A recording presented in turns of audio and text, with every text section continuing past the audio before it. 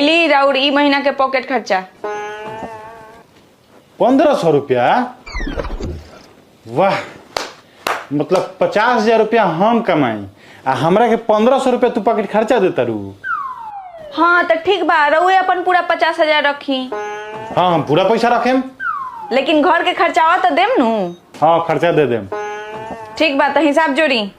घर के लागेला किराया 10,000। ठीक बा, 50,000 रुपया में से 10,000 गईल तो 40 बचल। अब 20,000 रुपया लागेला खाए पिए के राशन के। ठीक बा, 40 में से 20,000 गईल तो 20,000 रुपया बचल। अब 5,000 बउआ के स्कूल के। ठीक बा, 5,000 पढ़ाई के। अब 5,000 मम्मी जी के दवाई के।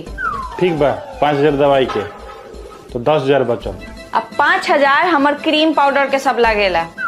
ठीक बा, तू रखला अपन क्रीम पाउडर ला। 5,000 बचल नू। 3500 लागेला जीवन बीमा में।